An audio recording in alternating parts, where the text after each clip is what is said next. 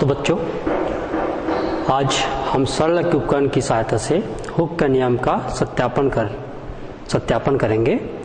हमको मालूम है कि वैज्ञानिक हुक ने नियम दिया था कि प्रत्यास्थता की सीमा में प्रतिबल होता है वो विकृति के समानुपाती होती है। इसी नियम को हमें सरल उपकरण, जिनको कि पिछले अध्याय में बताया जा चुका है, इनकी सहायता से अपने को सत्यापित करनी है। तो पहला अपन देखते हैं इसमें सूत्र एवं सिद्धांत। सूत्र क्या होता है?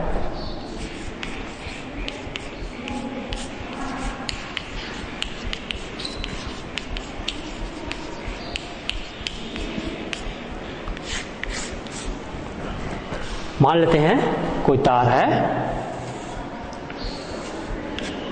ए बी, कोई तार है जिनकी प्रारंभिक लंबाई कैपिटल एल और त्रिज्या स्मॉल आर है।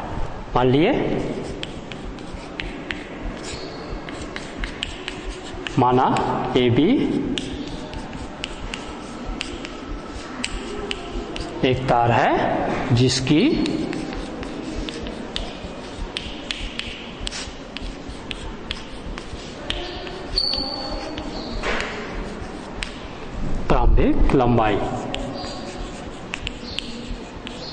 प्रारंभिक लंबाई को कैपिटल एल से डिनोट किया जाता है। तो इनकी प्रारंभिक लंबाई कैपिटल एल,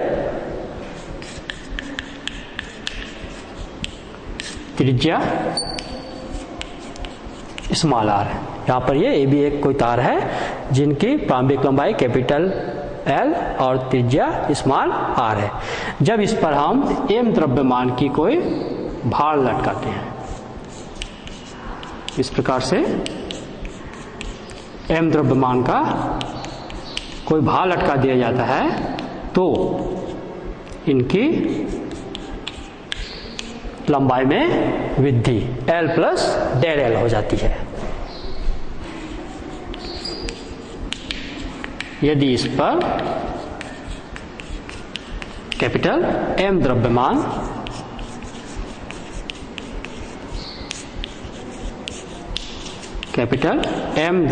का भार लटकाया जाए,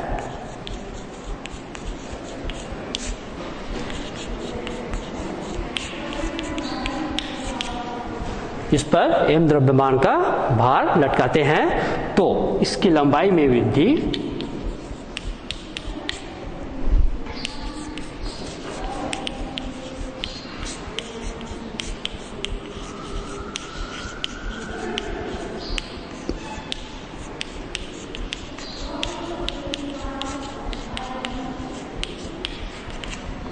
ठीक है। तो इस प्रकार से मान लेंगे ए बी कोई तार है जिनकी प्रारंभिक लंबाई एल है और त्रिज्या आर। जब इस पर एम द्रव्यमान के भार लटकाएंगे तो इनकी लंबाई बढ़ के एल प्लस डेल एल हो जाएगी, अर्थात इनकी लंबाई में परिवर्तन स्मॉल एल हो जाती है। तो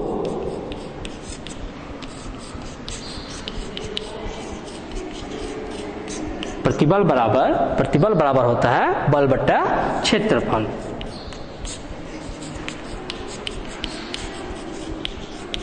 बल बटा क्षेत्रफल। तो यहाँ पर हम बल कितना निकाले हैं?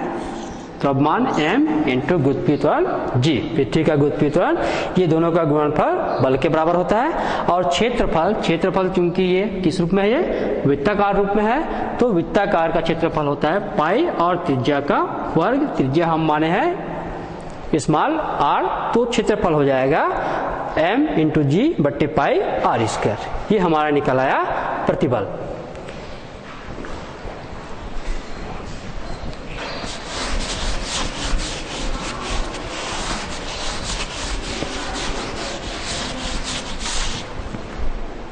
तथा विकृति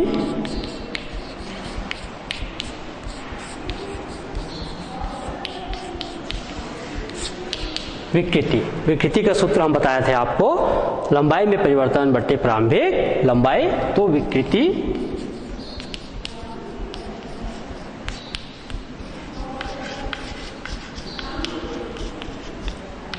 लंबाई में परिवर्तन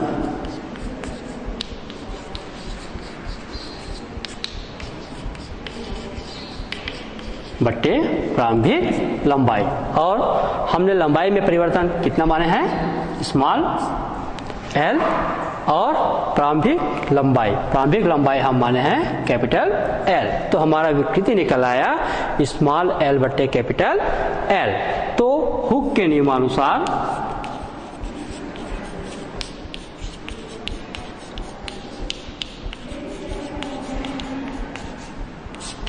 हुक के नियमानुसार हमने बताया था हुक का नियम क्या बोलता है। हुक का नियम बोलता है प्रत्यास्थता की सीमा में प्रतिबल होता है वो विकृति के समानुपाती होता है। इसलिए हुक के नियमानुसार प्रतिबल समानुपाती विकृति। हमने प्रतिबल का सूत्र क्या निकाले हैं। प्रतिबल m इंटू जी बट्टे पाई आर स्क्वायर समानुपाती विकृति का हम क्या निकाले हैं स्मॉल एल बट्टे कैपिटल एल। यहाँ पर देख रहे हैं कि g कोई नियत राशि है, पाई भी कोई नियत राशि है, त्रिज्या r को नियत राशि मान लेते हैं और प्रारंभिक लंबाई l को भी नियत राशि मान लेते हैं। तो देखते हैं कि द्रव्यमान m है वो उसकी लंबाई में वृद्धि के कैसा होता है समानुपाती होता है। तो m प्रोपोर्शनल टू l, ये है हुक का नियम का सत्यापन। संलग्न उपकरण की सहायता से हुक के नियम का सत्यापन। तो हुक के नियम का सत्यापन में संलग्न विधि से यदि द्रव्यमान उसकी लंबाई में परिवर्तन के समानुपाती होगा तो इस विधि से हुक के नियम का सत्यापन हो जाएगा। अब हम द्रव्यमान और लंबाई के मध्य ग्राफ खींचेंगे और ग्राफ यदि हमको एक सरल रेखा प्राप्त होती है तो हुक के नियम का सत्यापन हो जाता है।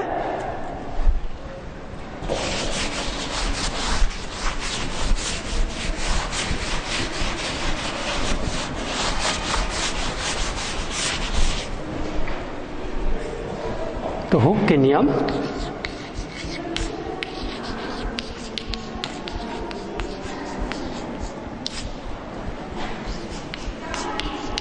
नियम में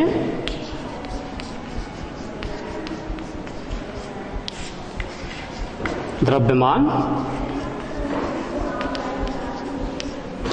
व लंबाई में परिवर्तन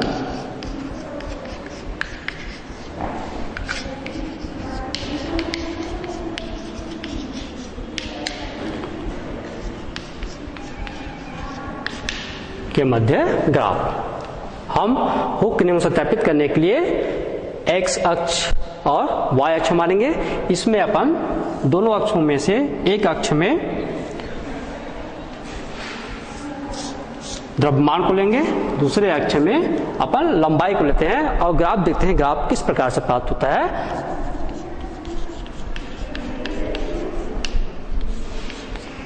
द्रव्यमान को लिए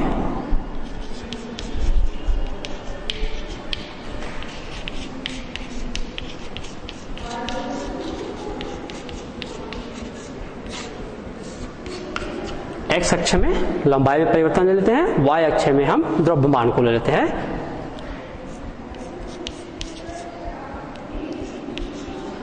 आधा किलोग्राम का के लिए ये 1 किलोग्राम के लिए 1.5 किलोग्राम के लिए ये 2 किलोग्राम के लिए। उसी प्रकार यदि हम बल द्रव्यमान को ले लेते हैं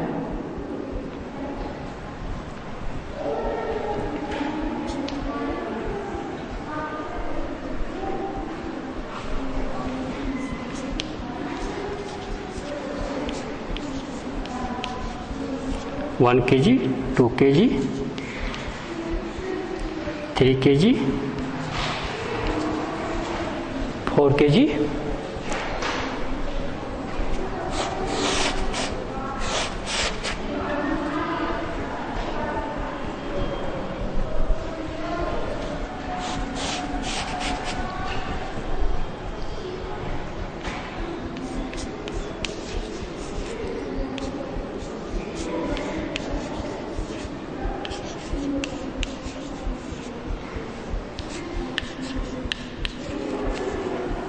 इस प्रकार से y अक्ष पे हम द्रव्यमान को लेते हैं। यहाँ पर पैमाना 1 सेंटीमीटर हम 1 kg बराबर मान लेंगे, 2 सेंटीमीटर बराबर 2 kg मान लेंगे, 3 सेंटीमीटर बराबर 3 kg और 4 सेंटीमीटर बराबर 4 kg मान लिए। एक कक्षा में हम लंबाई में परिवर्तन को मान लेंगे, 1 सेंटीमीटर मान लिए, इसको 2 सेंटीमीटर मान लिए, 3 सेंटीमीटर और 4 सेंटीमीटर। इस प्रकार x अक्ष में लंबाई में परिवर्तन हो गया और y अक्ष में द्रव्यमान हो गया। इनके मध्य जब हम ग्राफ खींचेंगे तो देखेंगे ग्राफ हमको किस प्रकार से प्राप्त होगा।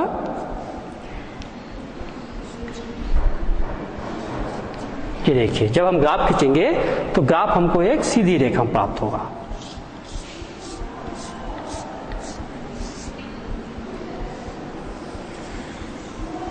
इस प्रकार से ये जो ग्राफ है हमको एक सीधी रेखा प्राप्त होगी जिनकी ढाल m/n एक सीधी रेखा प्राप्त होती है। तो सरल उपकरण के द्वारा हुक के नियम का सत्यापन हो जाता है। ठीक है, सूत्र सिद्धांत हो गया, ग्राफ हो गया। अब आ जाते हैं इनकी विधि की बात करते हैं। तो विधि में हम इसके पूर्व बता दिया गया था, जो सरल उपकरण की सहायता से जैसे हमने यंग प्रत्यास्थता गुणांक ज्ञात करने का विधि दिया गया था, उसी प्रोसेस को हम सरल उपकरण में करेंगे।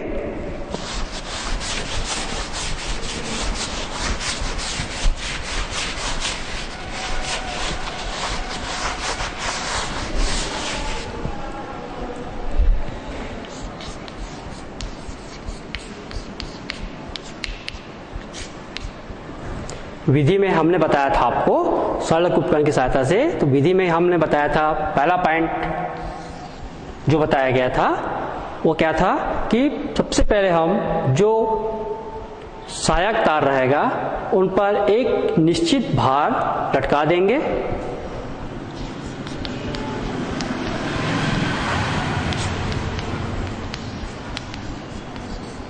सहायक तार पर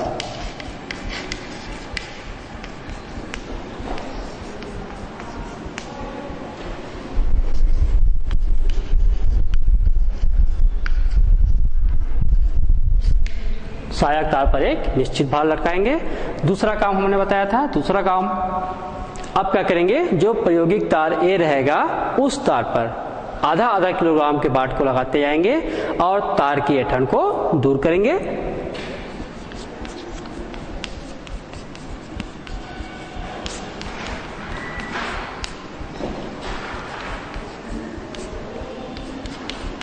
प्रायोगिक तार पर आधा किलोग्राम के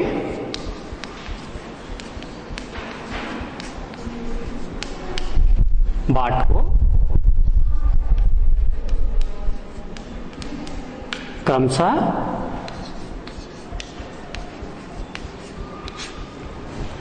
प्रायोगिक तार पर आधा किलोग्राम के बाट को क्रमशः रखकर तार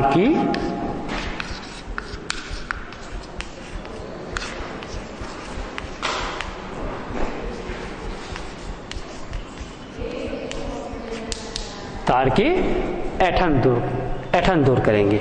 ठीक है, प्रायोगिक तार पर हम आधा किलोग्राम के बाट को क्रमशः रखते जाएंगे।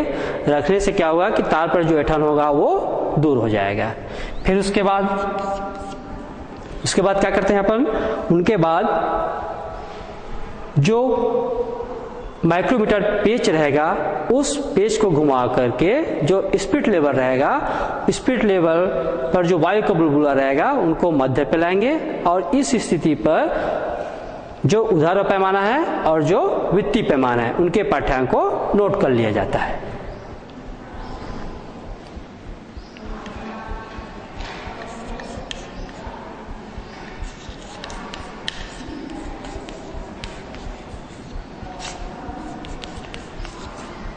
प्रायोगिक तार पर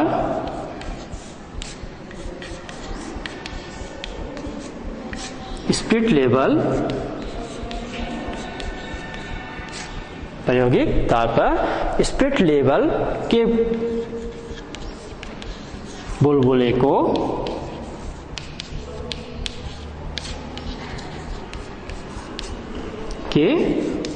को मध्य में लाकर वित्तीय वित्तीय पैमाने व ऊर्ध्व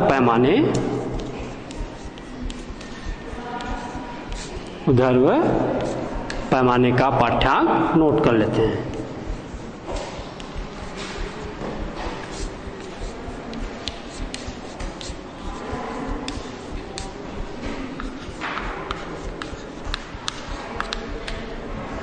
तीसरी विधि के तीसरी चरण में हम क्या करेंगे कि प्रायोगिक तार पर जो स्पिरिट लेवल रहेगा उनमें जो वायु का बुलबुला रहेगा उनको मध्य में लाएंगे और मध्य में लाकर इस स्थिति में जो इसकी वित्तीय पैमाने का पाठ होगा और जो ऊर्ध्व पैमाने का पाठ्यांक होगा उस पाठ्यांक को हम नोट कर लेंगे। उनके बाद अगले चरण में प्रायोगिक तार पर क्रमशः आधा किलोग्राम के बाट को रखते जाएंगे और प्रत्येक स्थिति में जैसे ही बाट को रखेंगे हम देखेंगे कि स्पिरिट लेवल पर वायु का बुलबुला मध्य से किनारे की ओर खिसक जाएगा, तो माइक्रोमीटर पेच को हम घुमाते जाएंगे और घुमा करके पुनः स्पिरिट लेवल पे जो वायु का बुलबुला रहेगा उनको कहाँ पे लाएंगे, मध्य पे लाएंगे और इस स्थिति पर दोनों पैमाने का पाठ्यांक वित्तीय पैमाने एवं ऊर्ध्व पैमाने के पाठ्यांक को नोट कर लेंगे। ठीक है।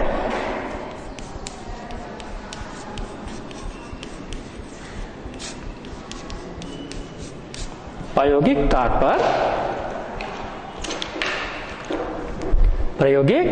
पर आधा किलोग्राम के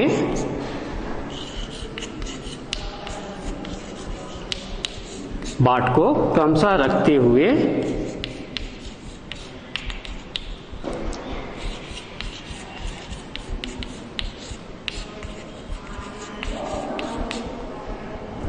प्रायोगिक तार पर आधा किलोग्राम के बाट को क्रमशः रखते हुए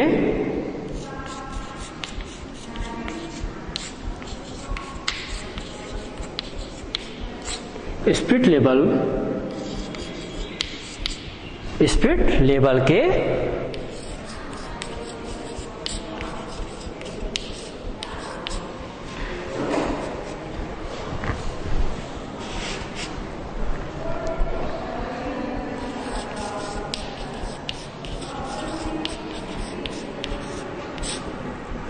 स्पिरिट लेवल के वायु के बुलबुले को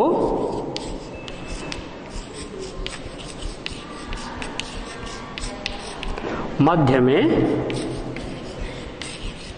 लाकर प्रत्येक स्थिति के लिए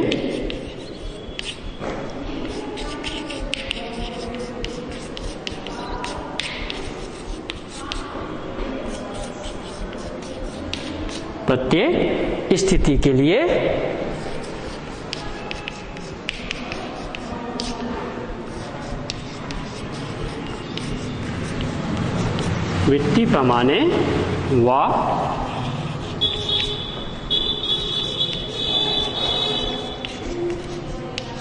ऊर्ध्व पैमाने का पाठ्यांक नोट कर लेंगे।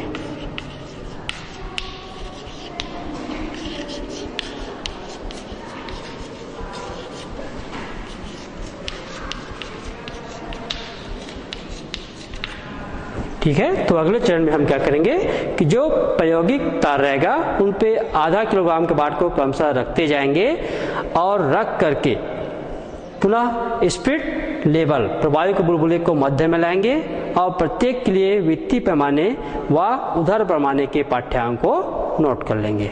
ठीक है। अगले चरण में हम क्या करेंगे, जैसे आधा किलोग्राम के बाट को चढ़ाते गए हैं उसी क्रम में बाट को पुनः उतारेंगे और उतारते हुए पुनः स्पिरिट लेवल पर वायु बुलबुले को मध्य पर लागेंगे और इसके लिए भी वित्तीय पैमाने व ऊर्ध्व पैमाने के पाठ्यांक को नोट कर लेंगे।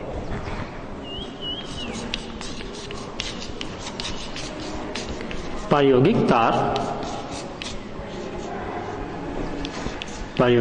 तार पर आधा किलोग्राम के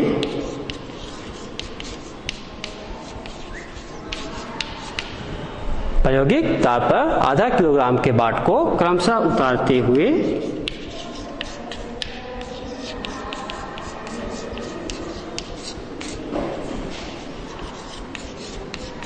क्रमशः उतारते हुए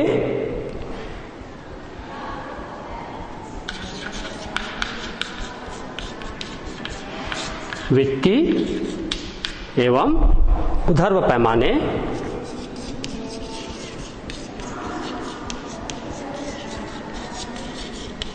वित्तीय एवं ऊर्ध्व पैमाने के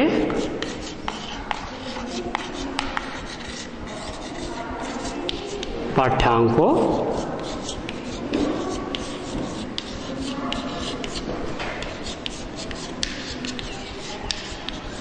नोट कर लेते हैं। तो अगले चरण में जैसे हम आधा किलोग्राम के बाट को क्रमशः चढ़ाया गया था, उसी क्रम में आधा किलोग्राम के बाट को उतारते जाएंगे और प्रत्येक स्थिति पर पुनः स्पीड लेवल पर वायु के बुलबुला को मध्य में लाएंगे और मध्य में लाते हुए ऊर्ध्व पैमाने और वित्तीय पैमाने के पाठ्यांक को नोट कर लेंगे।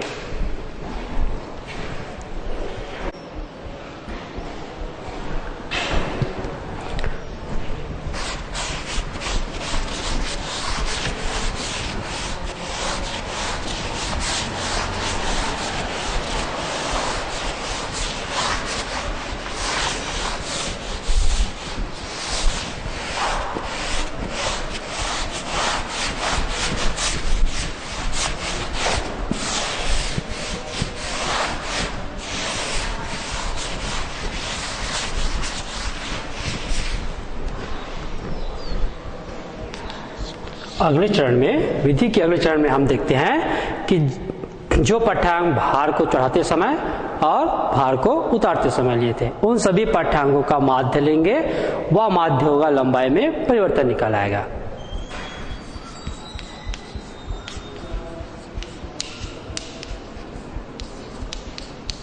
भार को चढ़ाते समय व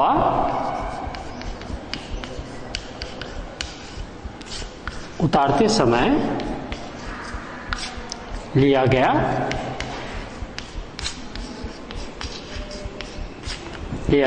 पाठ्यांक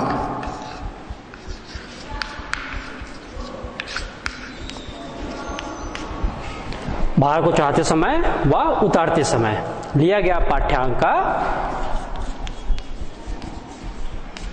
माध्य लेकर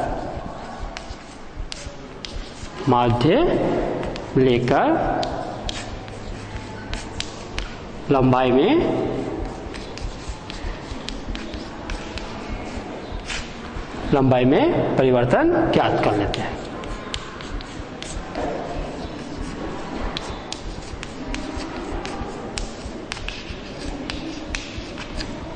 ठीक है, अगले चरण में क्या करेंगे, जो भार को हम चढ़ाते समय और उतारते समय पाठ्यांक लिया गया था, उन सभी पाठ्यांकों को लेंगे, उनका माध्य निकालेंगे और माध्य निकालने के बाद वह लंबाई में परिवर्तन एल ज्ञात हो जाती है। अगले चरण में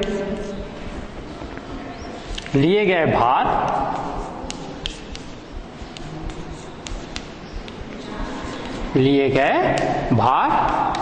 एम व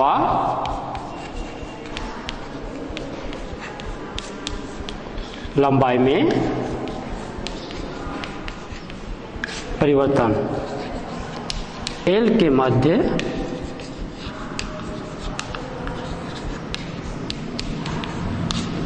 मध्य अनुपात m अपान एल ज्ञात कर लेते हैं।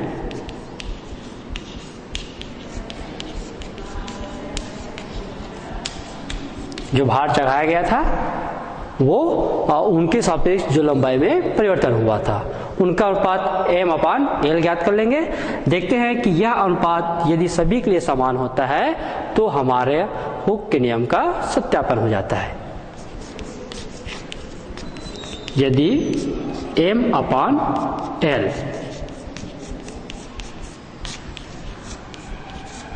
नियत होती है तो हुक के नियम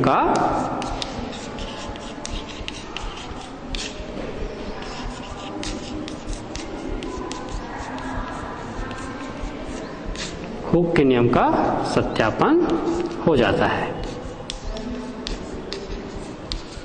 हुक के नियम का सत्यापन हो जाता है। इस प्रकार से हम विधि देखते हैं। पहला काम क्या किए थे, सबसे पहले हम जो सहायक तार है उस पर कोई भार लटका दिया जाता है। दूसरा चरण में हम क्या करते हैं कि प्रायोगिक तार पर क्रमशः आधा आधा किलोग्राम का बाट चढ़ाते हैं और तार में जो ऐंठन होगी उनको दूर कर लिया जाता है। उनके बाद हम क्या करते हैं, जो स्पिरिट लेवल पर वायु का बुलबुला होगा, माइक्रोमीटर पेच को घुमाते हुए उसको मध्य में लाएंगे और मध्य में ला करके उस स्थिति पर वृत्तीय पैमाने एवं उधर पैमाने के पार्ट को नोट कर लेते हैं। तत्पश्चात क्या किया जाता है कि प्रायोगिक तार पर आधा आधा किलोग्राम का बाट चढ़ाते जाएंगे और चढ़ाते हुए प्रत्येक स्थिति पर स्पिरिट लेवल वायु बुलबुला को मध्य में लाएंगे और मध्य में लाते हुए प्रत्येक के लिए 2 पार्ट वृत्तीय पैमाने और उधर पैमाने के पार्ट को नोट कर लेते हैं।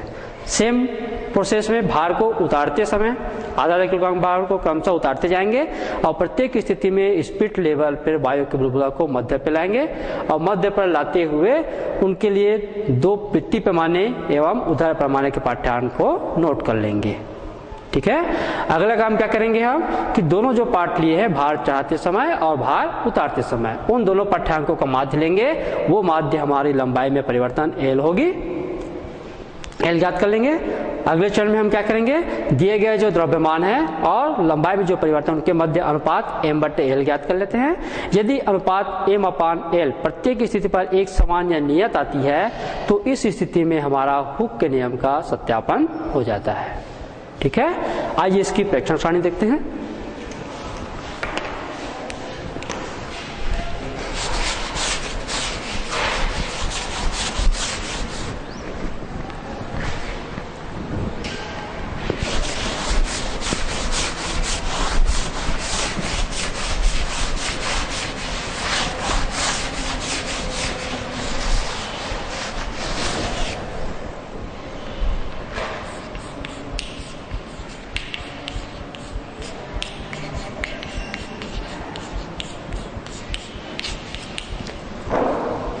सबसे पहले जो माइक्रोमीटर रहेगा उनका अल्पतमांक नोट कर लेंगे।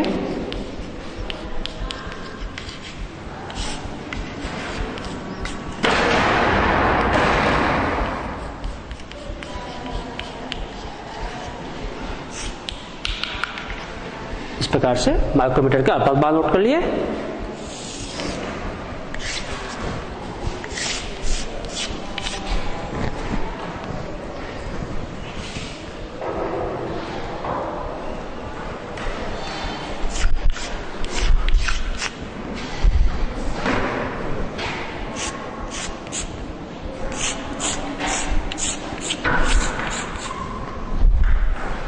पहला पॉइंट प्रेक्षण सारणी में क्रमांक का,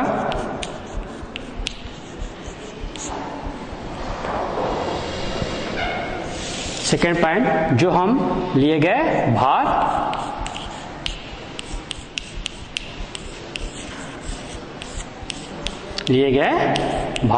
किलोग्राम में, फिर माइक्रोमीटर पेच का पाठ्यांक,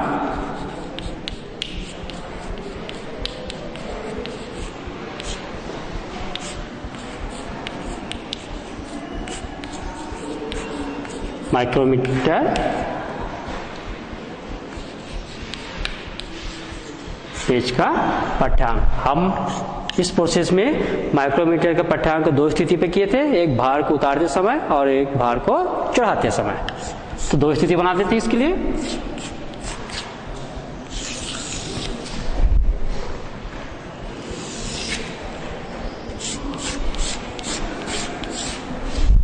पहला स्थिति भार चढ़ाते समय,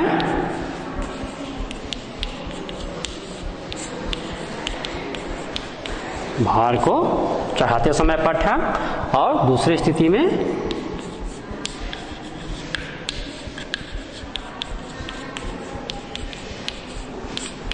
भार को उतारते समय पाठ्यांक। भार को चढ़ाते समय हम 2 पाठ्यांक लेते हैं। पहला वृत्तीय पैमाने का पाठ,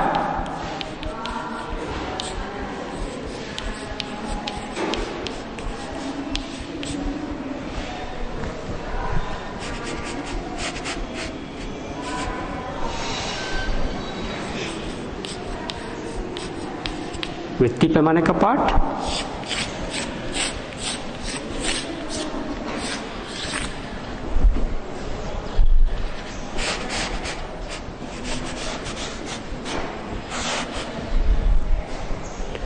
दूसरा पार्ट वो किन का रहता है, ऊर्ध्व पैमाने का।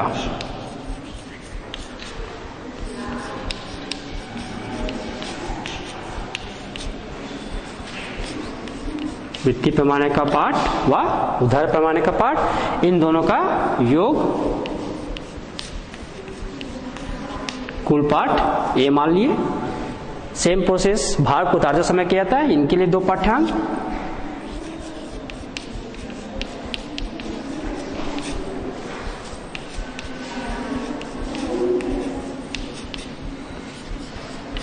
वृत्तीय पैमाने का पार्ट और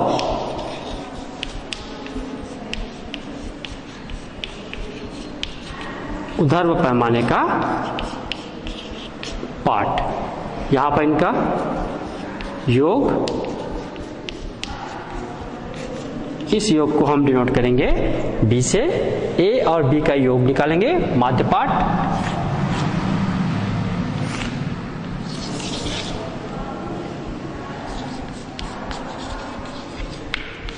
अगला चरण में माध्य पाठ आएगा a प्लस बी बाय 2।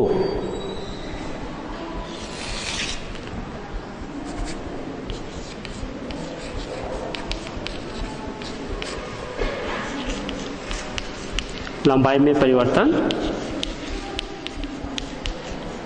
लंबाई में परिवर्तन एल ज्ञात कर लिए। लास्ट में m बट्टे एल का अनुपात, ये हमारा प्रेक्षण सारणी हुआ। क्या क्या देखें, सबसे पहला क्रमांक देखिए इसमें, उसके बाद सेकंड में आएगा जो भार लिए हैं वो भार का रहेगा। फिर माइक्रोमीटर पेज का पाठ्यांक 2 स्थिति पर, एक भार चढ़ाते समय और एक भार उतारते समय। भार चढ़ाते समय 2 पाठ्यांक होता है, वृत्तीय पैमाने का पार्ट हो और ऊर्ध्व पैमाने का पार्ट। दोनों पार्ट के योग कर लिए, ए से डिनोट किए। उसी प्रकार भार चढ़ाते समय दोनों पार्ट लिए, दोनों पार्ट के योग बी किए। दोनों पार्ट का माध्य ले लिए, माध्य लेने के बाद ये लंबाई में परिवर्तन एल आ जाएगी। उसके बाद हमारे पास जो द्रव्यमान एम दिया हुआ है और जो हम लंबाई में परिवर्तन एल ज्ञात की है, इन दोनों का अनुपात ज्ञात कर लेते हैं। अनुपात ज्ञात करने के बाद देखते हैं कि दोनों स्थिति में जब m अपान एल का अनुपात एक समान आता है तो हुक का नियम सत्यापित हो जाती है। आइए इनकी सावधानियां देखते हैं।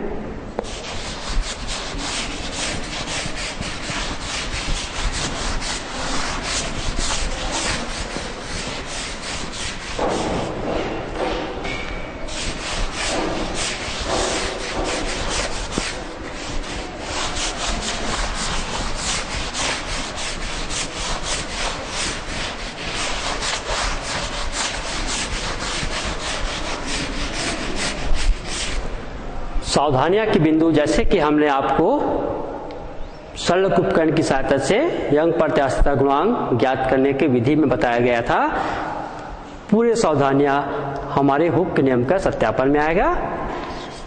तो पहला सावधानियां हमने बताया था आपको,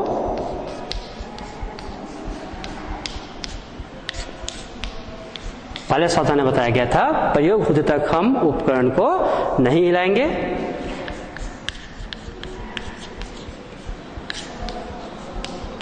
प्रयोग होते तक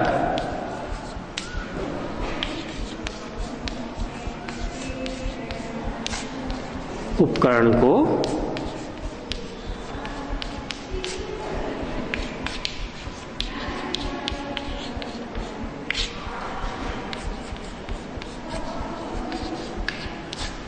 प्रयोग होते तक उपकरण को नहीं हिलाना चाहिए। दूसरा सावधानी हमने आपको बताया था कि धातु के जो तार लेते हैं वो एक ही धातु के बने होना चाहिए या समान धातु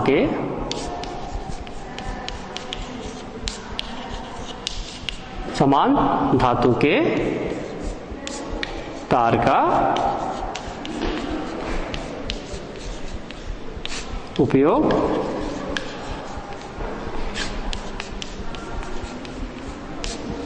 किया जाना चाहिए।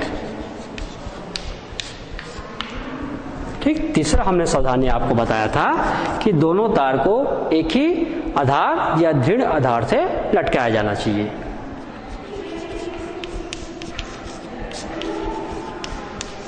धातु को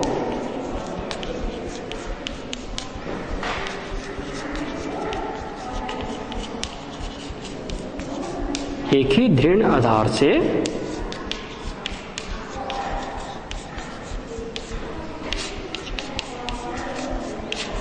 लटकाया जाना चाहिए। तो इस प्रकार हम सावधानी देख लेते हैं कि पहले प्रयोग होता है हम उपकरण को नहीं हिलाएंगे। दूसरा, जो हम धातु का तार लेते हैं उनको समान प्रकार के उपयोग करेंगे।